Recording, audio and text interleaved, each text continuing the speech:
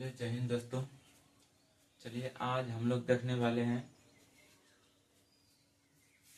भारत की जनगणना 2011। ये एक ऐसा टॉपिक है जो कि भारत के कोई भी एग्जाम ले उठा के देख लीजिए, उसमें जनगणना से 2 या 3 क्वेश्चन जरूर ही मिलता है। चाहे यूपीएससी का ले लीजिए, चाहे बीपीएससी का ले लीजिए, चाहे एसएससी का ले लीजिए, चाहे रेलवे का ले लीजिए, चाहे स्टेट लेवल का कोई भी एग्जाम ले लीजिए, उसमें 1 से 2 क्वेश्चन आपको जनगणना से जरूर देखने के लिए मिल जाएगा। बहुत वेरी इम्पोर्टेंट पॉइंट है, चैप्टर है जनगणना। इसको आप लोग देखिएगा। हम बताने जा रहे हैं भारत की जनगणना 2011। चलिए हम लोग शुरुआत करते हैं भारत की जनगणना 2011। भारत में पहली जनगणना की शुरुआत कब हुआ था? 1872 में। भारत में पहली जनगणना की शुरुआत कब हुआ था? 1872 में। किसके शासनकाल में हुआ था ये पता है आप लोग को? ये लॉर्ड मेयो के कार्यकाल में हुआ था। ये किसके कार्यकाल में हुआ था? लॉर्ड मेयो के कार्यकाल में। लॉर्ड मेयो के कार्यकाल में हुआ था। देश में नियमित जनगणना की शुरुआत कब हुई थी पता है? देश में नियमित जनगणना की शुरुआत कब हुई थी? 1881 में। देश में नियमित जनगणना की शुरुआत कब हुई थी? 1881 में। इसका किसका कार्यकाल में हुआ था? ये लॉर्ड रिपन के कार्यकाल में हुआ था। ये किसके कार्यकाल में हुआ था? लॉर्ड रिपन के कार्यकाल में हुआ था। स्वतंत्रता भारत की पहली जनगणना कब हुआ था पता है? 1951 में। स्वतंत्रता भारत की पहली जनगणना कब हुआ था? 1951 में। स्वतंत्रता भारत की पहली जनगणना कब हुआ था? 1951 में। जनगणना का महान विभाजन किस वर्ष हुआ था? 1921 में। जनगणना का महान विभाजन किस वर्ष हुआ था? 1921 में। आगे देखते हैं क्या है। जनगणना के लघु विभाजन कब हुआ था? जनगणना का लघु विभाजन कब हुआ था? 1951 में। जनगणना का लघु विभाजन कब हुआ था? 1951 में। जनगणना का संबंध किस आर्टिकल से है? ये पूछ रहा है कि जनगणना का संबंध कौन सा अनुच्छेद से है? उसको इंग्लिश में आर्टिकल बोला जाता है। कौन सा अनुच्छेद से है? अनुच्छेद 246। जनगणना का संबंध किस आर्टिकल से है, यानी किस अनुच्छेद से है? अनुच्छेद 246 से है। जनगणना को कौन सा अनुसूची में रखा गया है? इसको 7वीं अनुसूची में रखा गया है। 7वीं। जनगणना को कौन सा अनुसूची में रखा गया है? इसको 7वीं अनुसूची में रखा गया है। जनगणना की अवधि कितना होता है? जनगणना की अवधि यानी अवधि कितने वर्ष में होता है जनगणना 10 वर्ष में एक बार होता है। इसी को कहते हैं अवधि। जनगणना की अवधि कितना होता है? 10 वर्ष में। 10 वर्ष में एक बार। जनगणना के अध्ययन को क्या कहते हैं? डेमोग्राफिक्स या जनकिंसिस। डेमोग्राफिक या जनकिंसिस कहते हैं। जनगणना 2011 का क्रम कौन सा था? 15वां। जनगणना जो 2011 में हुआ था उसमें कौन सा क्रम था? 15वां। और स्वतंत्रता भारत की जनगणना में कौन सा क्रम था? 7वां। स्वतंत्रता भारत की जनगणना में क्रम कौन सा था? 7वां। जनगणना का जो आदर्श वाक्य था वह क्या था? हमारी जनगणना हमारी भविष्य। जनगणना का आदर्श वाक्य क्या था? हमारी जनगणना हमारी भविष्य। 2011 के जनगणना के आयुयुक्त किसने किया था? 2011 के जनगणना के 2011 के जनगणना के आयुयुक्त किसने किया था? सी चंद्रमौली ने। 11 के आयुयुक्त किसने किया था? सी चंद्रमौली ने। पहली बार जाति आधारित जनगणना कब हुआ था? 1931 में। पहली बार जाति आधारित जनगणना कब हुआ था? 1931 में। विश्व में जनसंख्या दिवस कब मनाया जाता है? 11 जुलाई को। पूछेगा विश्व का जनसंख्या दिवस, ये वेरी वेरी इंपॉर्टेंट क्वेश्चन है, कई बार ये एग्जाम में पूछा गया है। विश्व का जनसंख्या दिवस कब मनाया जाता है? 11 जुलाई को। विश्व का जनसंख्या दिवस कब मनाया जाता है? 11 जुलाई को। 2011 के अनुसार जनगणना में टोटल आबादी कितना था? 2011 के जनगणना के अनुसार भारत का टोटल आबादी कितना था? 121.08 करोड़। 2011 की जनगणना के अनुसार भारत का टोटल आबादी कितना था? 121.08 करोड़। 121.08 करोड़ था, ये भारत का आबादी था। भारत में विश्व जनसंख्या का भाग, भारत में पूरा विश्व यानी पूरा ब्रह्मांड में जनसंख्या का भाग कितना परसेंट निवेश करता है? 17.5%। 17.5%।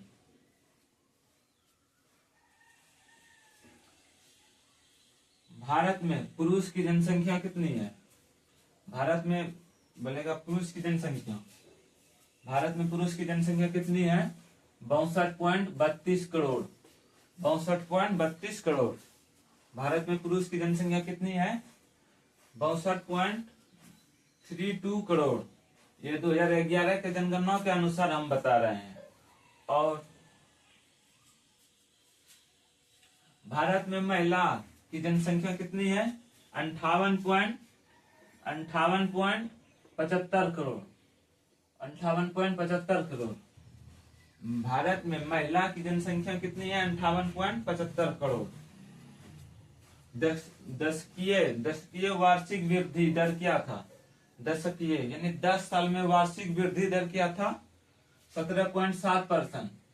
10 साल में दशकीय वार्षिक वृद्धि क्या था? 17.7%। कुल साक्षरता दर कितना था? 73%। कुल साक्षरता दर यानी साक्षरता यानी शिक्षित, जो 2011 के जनगणना के अनुसार कुल भारत में शिक्षित व्यक्ति कितने थे? 73%।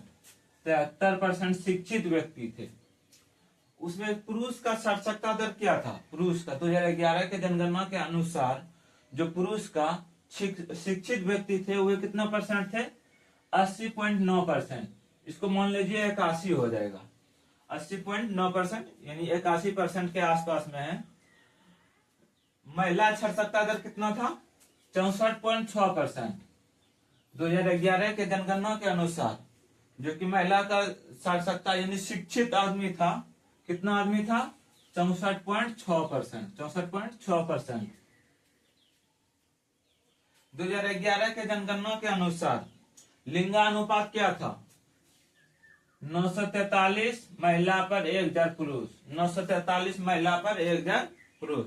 ये 2011 के जनगणना के अनुसार लिंगानुपात है। 943 महिला पर 1000 पुरुष।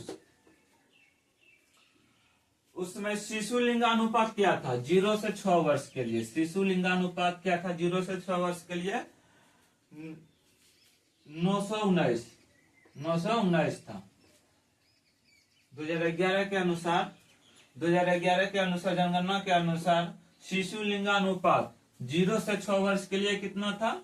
919। जनसंख्या का घनत्व कितना है? 382 व्यक्ति प्रति वर्ग किलोमीटर। 2011 का जनसंख्या का घनत्व कितना है भारत में? 2011 के जनगणना के अनुसार जनसंख्या का घनत्व कितना है? 382 व्यक्ति प्रति वर्ग किलोमीटर। 382 व्यक्ति प्रति वर्ग किलोमीटर। सर्वाधिक लिंगानुपात वाला राज्य,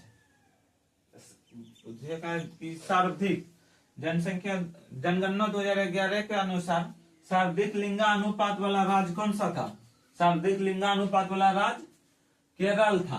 सर्वाधिक लिंगानुपात वाला राज्य केरल था। वहां लिंगानुपात कितना था? 1084। यानी लिंगानुपात, वहां महिलाओं की जनसंख्या ज्यादा था। केरल में महिलाओं की जनसंख्या ज्यादा था। कितना ज्यादा था? 84 ज्यादा था। न्यूनतम लिंगानुपात वाला राज्य कौन सा है? न्यूनतम लिंगानुपात वाला राज्य हरियाणा है। न्यूनतम लिंगानुपात वाला राज्य हरियाणा है। हरियाणा का लिंगानुपात कितना है? 1089। सॉरी, हरियाणा का लिंगानुपात कितना है? 1079। हरियाणा का लिंगानुपात कितना है? 1079। सर्वाधिक जनसंख्या घनत्व वाला राज्य कौन सा है? बिहार। सर्वाधिक जनसंख्या घनत्व वाला राज्य कौन सा है? हमारा बिहार। बिहार में जनसंख्या का घनत्व कितना है? 1106 प्रति व्यक्ति प्रति वर्ग किलोमीटर। 1106 प्रति वर्ग किलोमीटर। न्यूनतम जनसंख्या का घनत्व कौन सा राज्य का है? अरुणाचल प्रदेश। न्यूनतम जनसंख्या का घनत्व कौन सा राज्य का है? अरुणाचल प्रदेश। सर्वाधिक केंद्र शासित जनसंख्या घनत्व, सर्वाधिक केंद्र शासित जनसंख्या वाला घनत्व कौन सा है? दिल्ली। सर्वाधिक यानी सबसे अधिक, सबसे अधिक केंद्र शासित जनसंख्या वाला घनत्व कौन सा है? दिल्ली। दिल्ली है। न्यूनतम केंद्र शासित जनसंख्या वाला घनत्व कौन सा है? लक्षद्वीप। न्यूनतम केंद्र शासित जनसंख्या वाला केंद्र शासित प्रदेश कौन सा है? लक्षद्वीप। सर्वाधिक जनसंख्या वाला राज्य कौन सा है? केरल। जनगणना 2011 के अनुसार सर्वाधिक जनसंख्या वाला राज्य कौन सा है? केरल। केरल में कितना परसेंट आदमी शिक्षित है? केरल में 94% आदमी शिक्षित हैं। सोचिए, 100 में 94% आदमी शिक्षित ही हैं। कितना? 6% वहां आदमी अनपढ़ है। और हमारा बिहार ले लीजिए, कितना शिक्षित है। सबसे लास्ट में आता है बिहार। न्यूनतम साक्षरता वाला जिला, न्यूनतम साक्षरता वाला राज्य कौन सा है? बिहार। बिहार में कितना परसेंट आदमी शिक्षित है? 61.8%। 61.8%। बिहार, देखिए बिहार में कितना शिक्षित आदमी है? 61.8%। 61.8%। अधिक जनसंख्या वाला जिला थाने महाराष्ट्र में पड़ता है। थाने, अधिक जनसंख्या वाला जिला थाने महाराष्ट्र में पड़ता है। अधिक जिला वाला राज्य कौन सा है? यूपी। अधिक जिला वाला राज्य कौन सा है? यूपी। यूपी में कितने जिले हैं? 75। यूपी में कितने जिले हैं? 75। चलिए आप लोग बताइए, यूपी का जो 75वां जिला है वह कौन सा जिला है? आप लोग इसको कमेंट बॉक्स में आंसर दीजिएगा। चलिए मिलते हैं किसी नेक्स्ट वीडियो के साथ। जय भारत, जय बिहार।